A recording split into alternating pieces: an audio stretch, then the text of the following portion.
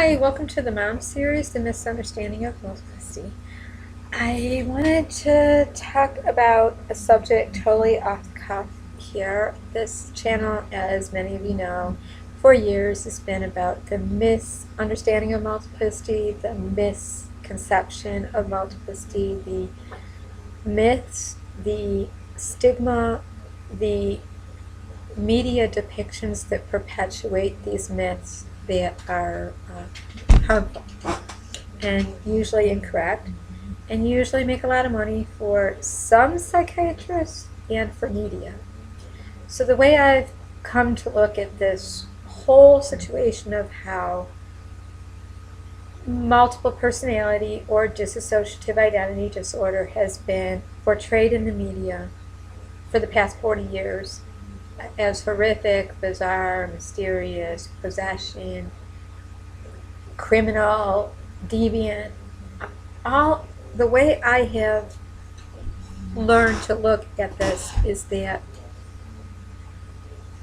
some psychiatrists are believers in the psychiatry created model of multiplicity. They're over here. When I say psychiatry created multiplicity, I do not mean that psychiatry made up being multiple. What I mean is that they made up a model of being multiple that they believe everyone adheres to.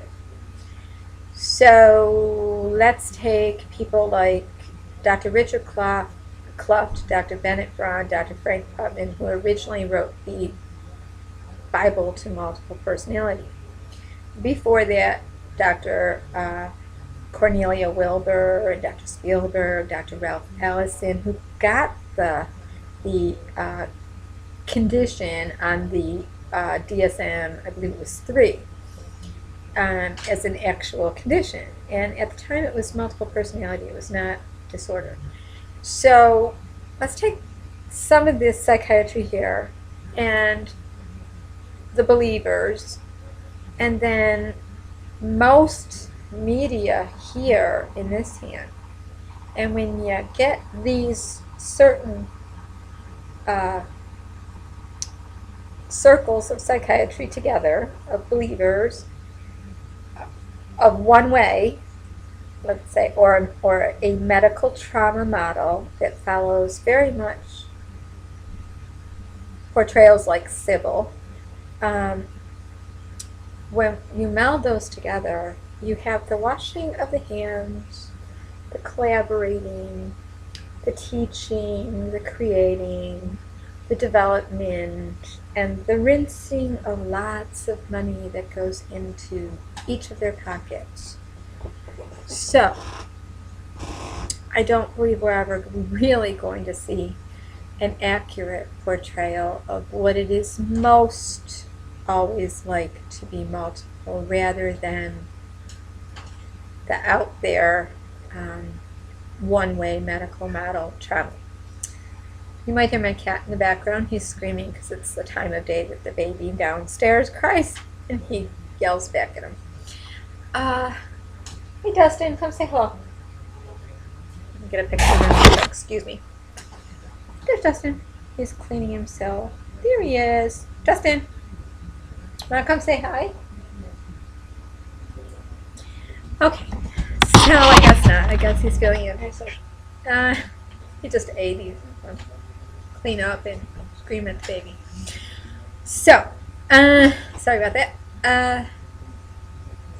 Multiple personality for the past 14 years has been seen and portrayed one way in the media. The only way we can change that is to, like KSOL 1460 TV said, like people before them have said, is become the media. And everyone is going to have a different experience with being diagnosed DID or MPD. And everyone, it's a subjective experience, so it's not going to be the same for everybody. Unfortunately, what we do see a lot of is that people try to adhere to what is the correct multiple. So they go back to these textbooks that doctors created,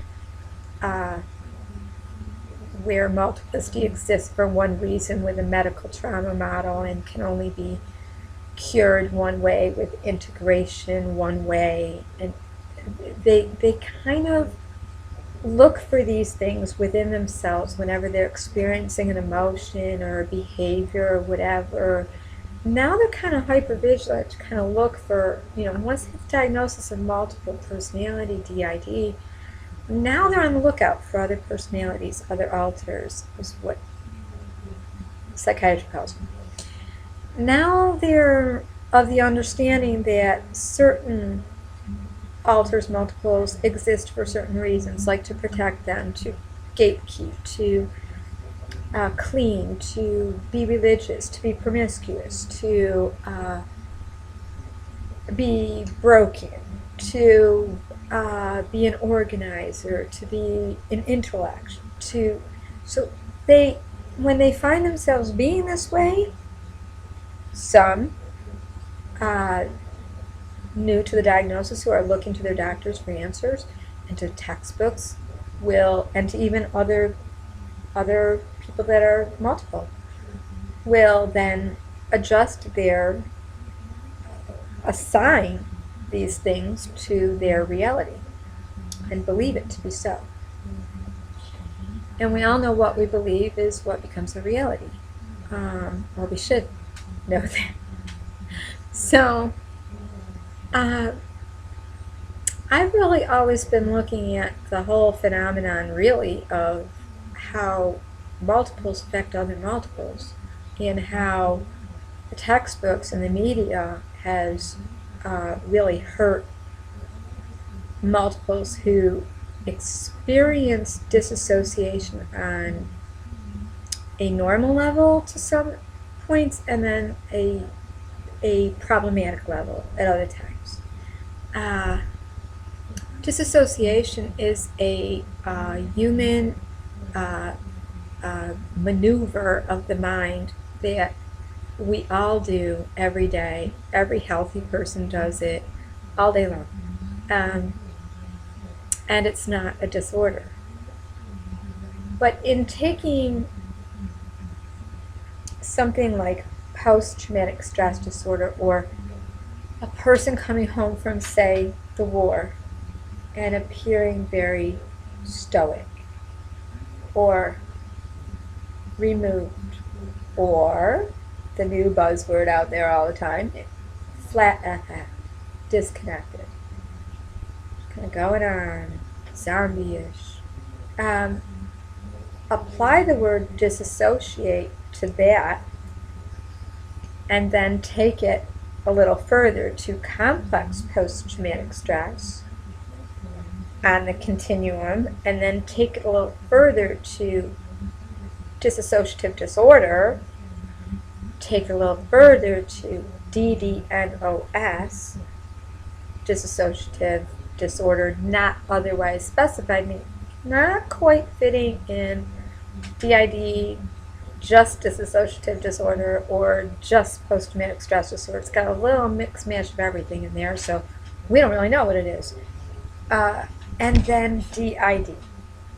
Now, problem I have with this word dissociative being inserted into the new name is, again, like I said from the beginning, almost 5 years ago, is it encompasses a huge umbrella of normal behavior that can be perceived at any time as abnormal and that can be misused. So I have been doing a lot of videos on media. I've done quite a few videos on a TV show called Do No Harm that came out January 31st, starring Stephen Pasquale and written and produced by David Schulner.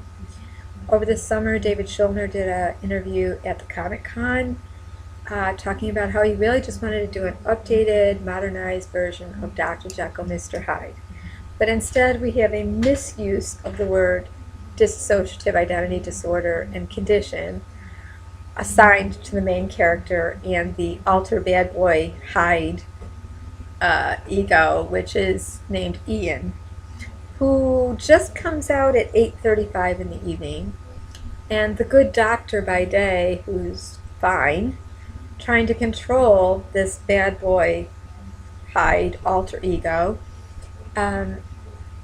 Ian, at night by injecting himself by 8:35 in the arm with a big syringe. It's always a big syringe in TV, of experimental illegal drugs. So now he's in this support group, and he has to raise his hand and say, "Hi, my name is Doctor, and I have DID, and I have an alter that comes out at 8:35 every night." His counselor encourages him to stop drugging himself to deal with Ian, but to communicate, find out what Ian represents, because Ian's there for a reason, and deal with it. Deal with Ian. So you have these totally opposite characters, and the way they were able to slip in the name DID and have it be described as a person with DID is the DSM. The DSM, the definition is two or more distinct personalities, two or more different personalities, two or more. So there's Ian and Jason.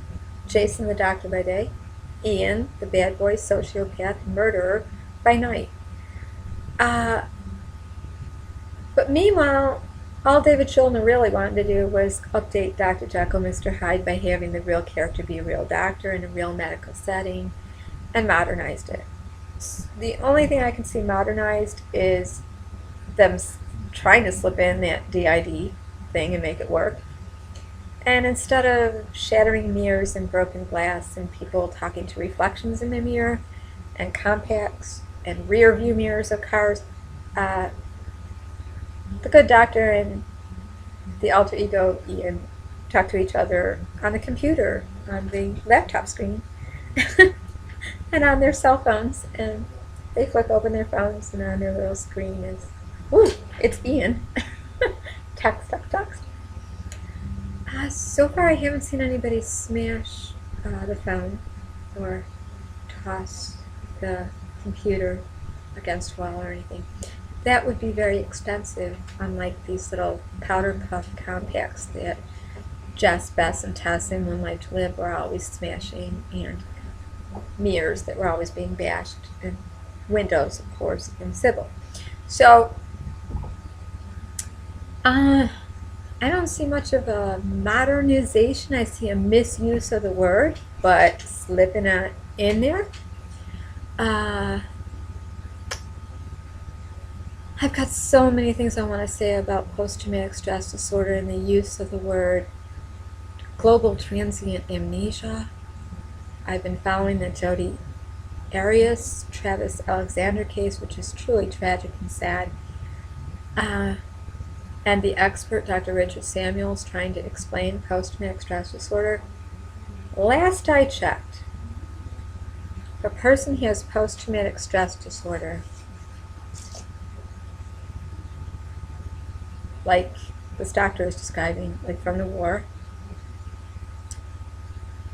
and you were to, and the thing that traumatized them was murdering somebody, and you were to set the pictures of the murder scene right in front of them and have them talk about it day after day after day and relive it day after day after day, as the defense team has done with Jodi and the prosecution has done.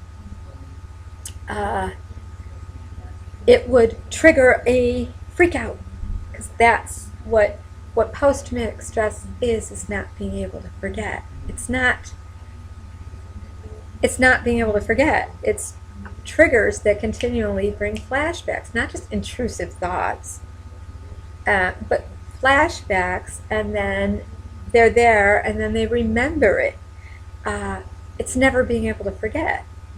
So I'm seeing this word being misused in so many things, and just wanted to let you all know I haven't uploaded in a while, but I'll be doing some videos. Thanks for waiting. Take care. Bye-bye.